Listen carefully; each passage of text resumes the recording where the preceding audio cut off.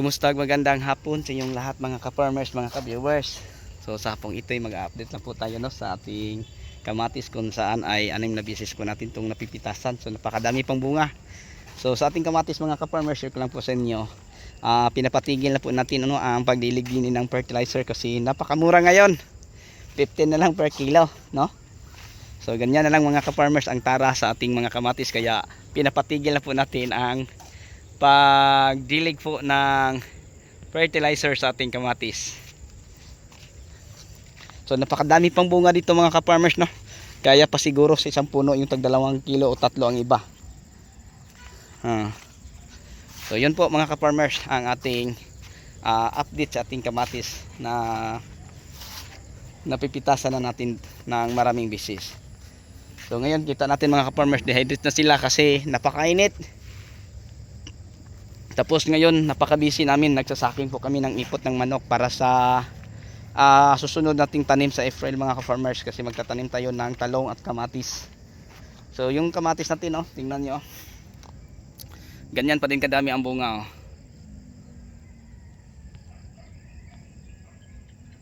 So napakadaming bunga mga ka-farmers, no, ang ating kamatis. Yan, isang puno, yan, tingnan nyo, daming bunga hanggang ilalim. So maraming bisis na po isang napipitasan natin. 6 na. So pag 7 na sa linggo magpipitas po tayo din.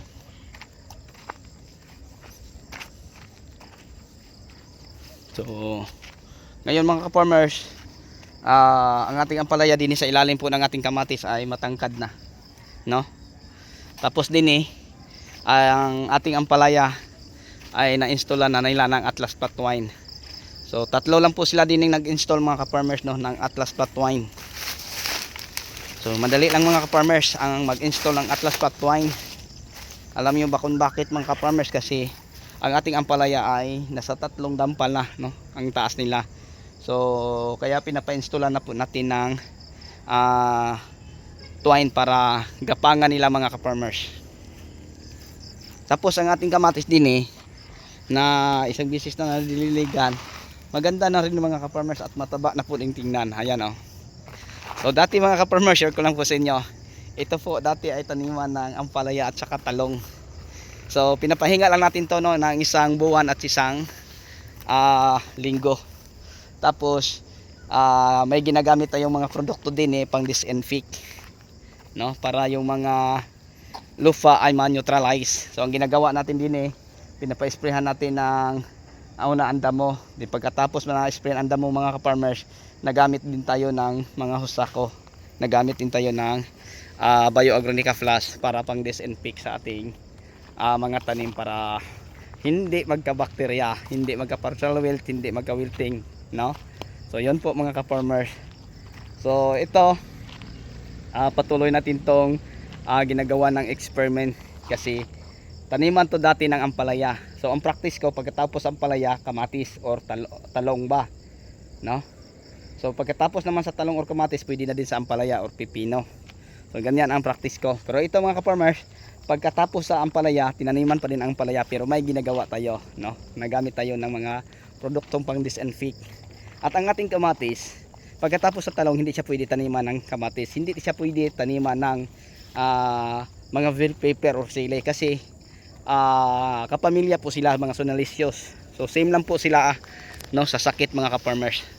Ang ang mga talong, kamatis at saka bell pepper, same lang po sila sa sakit. So hindi siya pwede nating gamitan ng balikan pagtanim ng halimbawa ay talong tapos kamatis. Hindi siya pwede. Nagtanim ka ng kamatis, nagtanim ka ng talong, pagkatapos nagtanim ka ng bell pepper, hindi siya pwede.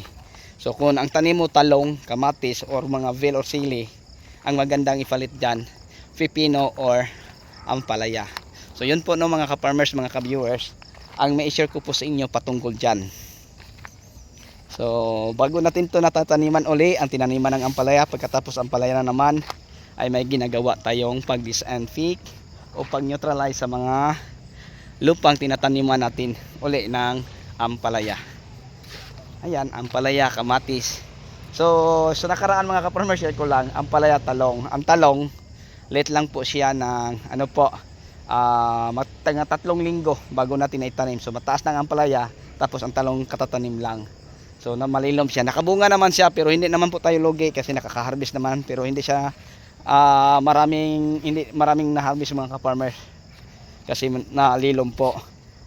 Okay, so ngayon ang ating kamatis at ang ating ampalaya sabay pong itanim. Pagtanim sa ampalaya ngayon, kinabukasan ay kamatis. So baka sabay lang po sila mga ka-farmers, no? Ito lang ang pagbabago. Sana nga mga ka-farmers ganyan lang. So asahan natin to na mapabungan natin to ng maayos. Kasi may mga tubig naman po tayo din ng pandilig. So kanina galing tayo sa talong, sa ampalaya hindi tayo nakaikot, sa kamatis lang yung dinadaanan natin, yung inampasahan natin sa update. At ito naman po ang ating raton, no? Kung ating tingnan mga ka-farmers, mga ka-viewers, parang bagong tanim ata, napakaganda na, oh. Tapos napakalinis pa. So ikutin natin, no, para makita niyo. So yan po na mga ka-farmers, mga ka-viewers, hanggang dito na lang siguro tayo kasi madilim na. So maganda na ang tingnan ang ating talong at saka kamatis at saka ampalaya. Okay, so sa inyong lahat mga ka-farmers, mga ka-viewers na mahilig sa ganitong usapin about farming, sana nga yung mga update natin sa ating mga tanim ay panoorin din, hindi lang mga video tutorial. Kasi pinapasilip ko lang mga ka-farmers sa inyo palagi sa ating YouTube yung mga ganitong usapan, no? Pinapasilip lang po natin para makita ninyo na ito na pala ang resulta sa ginamitan ni sir ng mga fertilizer na ganyan. Gagayahin ko to kasi napakaganda ang tanim niya, di ba? So panoorin yung update kasi yun po ang kinalalabasan sa mga itinuturo ko sa ibang mga video ko sa aking YouTube channel. Okay, so yun lang po siguro mga ka-farmers, mga ka-viewers ang may share ko sa inyo patungkol dyan. So hindi lang ang mga video tutorial ang panoorin nyo, pati din ang ating mga update para ma-prove ko sa inyo palagi at mapatunaya na napaka effective po pala sa mga tinuturo ko sa inyo sa ating mga video. Okay, so bago tayo magtapos, mega love shout out po, no, sa lahat nating mga subscriber, sa lahat nating mga viewers, share at monitor, sa mga audience natin pati sa ibang bansa. So sa inyong lahat at sa inyong patuloy na pagsuporta sa ating munting YouTube channel, maraming salamat po. Happy watching, God bless at all, at mabuhay po tayong lahat. Happy farming, bye bye.